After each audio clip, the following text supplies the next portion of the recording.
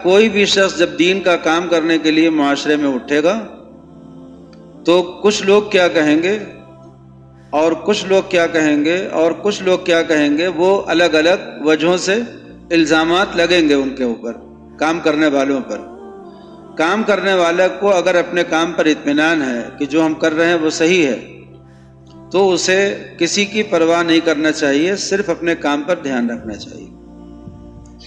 حضرت مولانا الیاس صاحب نور اللہ مرقدہ جب تبلیغی جماعت کا کام شروع کرنے کے لیے جب ان کے دل میں بات آ گئی، بیٹھ گئی اور کام شروع کر دیا انہوں نے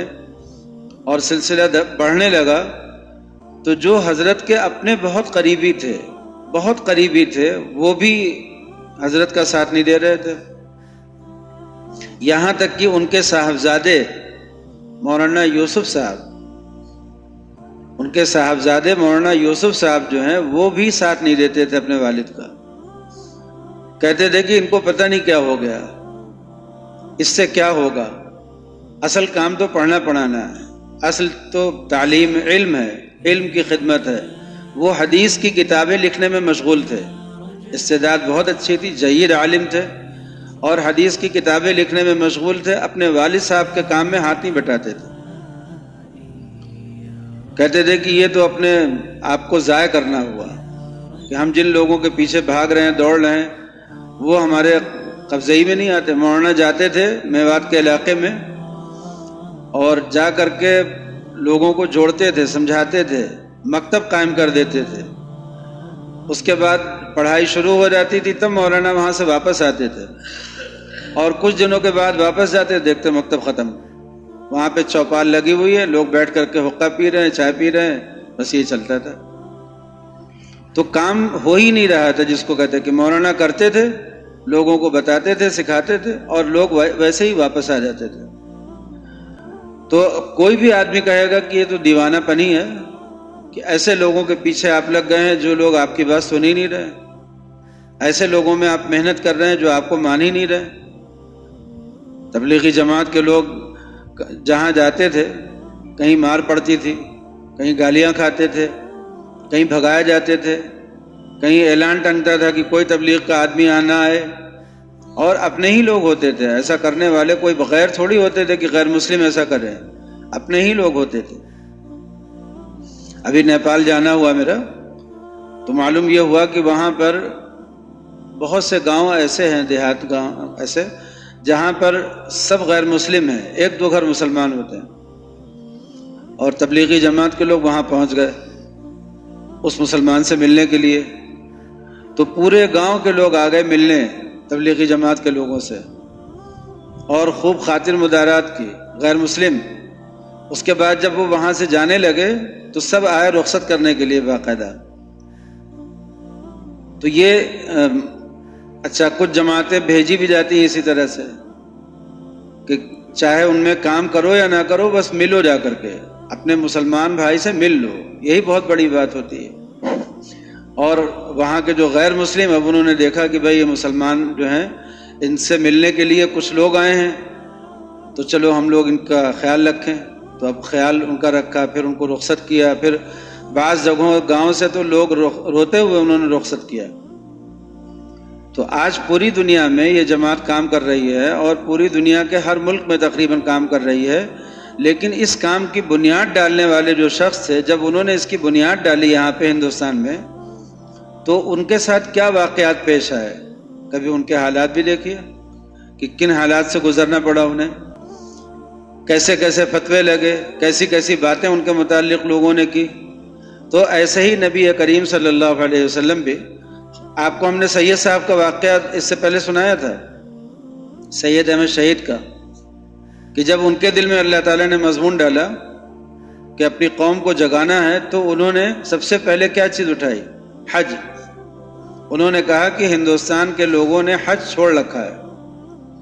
تو اعلان کر دیا کہ ہم حج میں جائیں گے۔ اب ان کے خاندان کے لوگوں نے منع کر دیا، کہا کہ یہ تو پاگل پن ہے، یہ تو ہلاکت ہے، اپنے آپ کو آپ ہلاک کریں گے۔ سید صاحب نے کہا کہ جس کو چلنا ہو چلو، جس کو نہ چلنا ہو مت چلو، لیکن ہم تو جائیں گے۔ اب پورے خاندان کے لوگوں میں چہ میں گوئیاں شروع ہو گئیں، سید صاحب کی برائی شروع ہو گئی، عجیب دیوانے آدمی ہیں، عجیب سنک سوار ہو گئی ہے، کیا دماغ میں آ گیا ہے، اپنے آپ کو ہلاک کریں گے۔ لیکن سید صاحب کی بات تھی، ایک صاحب نے دلی سے ان کو خط بھیجا، انہوں نے کہا کہ حضرت میں آپ کے ساتھ چلوں گا۔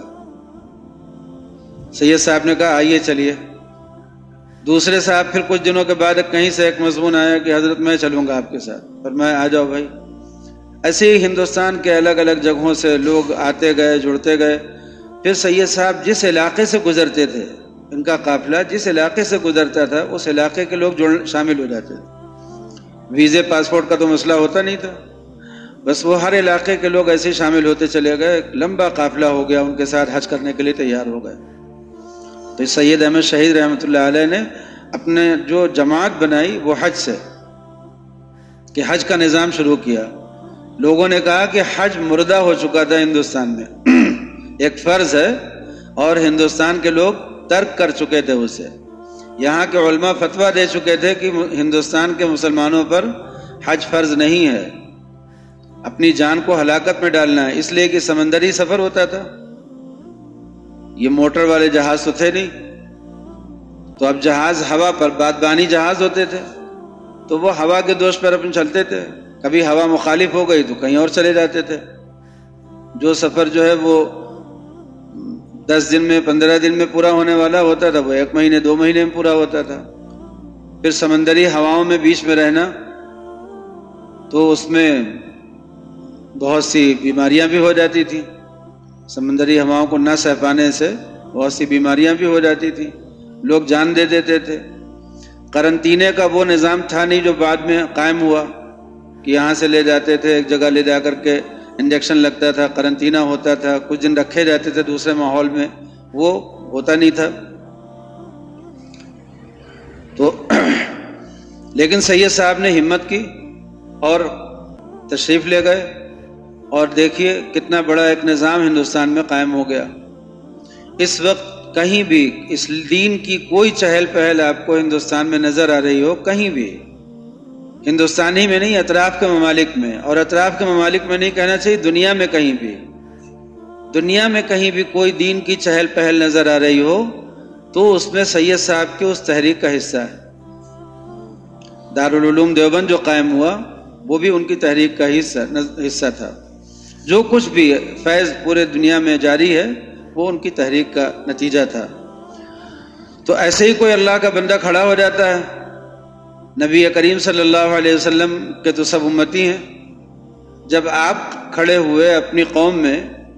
اور آپ نے فرمایا کہ مجھے اللہ نے پیغمبر بنایا ہے، مجھے دین کی بات میرے اوپر وحی ہو رہی ہے، تو جو لوگ بچپن سے آپ کے ساتھ تھے، جانتے تھے، قریب تھے کہ آپ نے کبھی جھوٹ نہیں بولا، آپ نے کبھی کوئی دھوکہ نہیں دیا، تو وہ تو فوراً مان گئے۔ بہت سے ایسے لوگ تھے جو مانتے تھے، یعنی جانتے تھے آپ کو کہ آپ ایسے ہیں، سچے ہیں،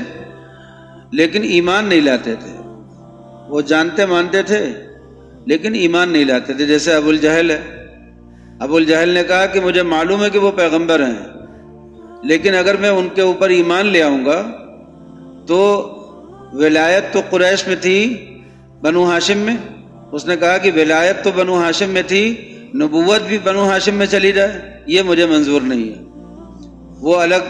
شاخ تھا، وہ بھی قریش میں ہی تھا لیکن وہ الگ شاخ کا تھا بنو ہاشم سے، تو اس نے کہا کہ ولایت تو بنو ہاشم کے قبضے میں ہے ہی، نبوت بھی انہی کے قبضے میں چلی جائے، یہ مجھے منظور نہیں ہے، اس لیے وہ ایمان نہیں لایا۔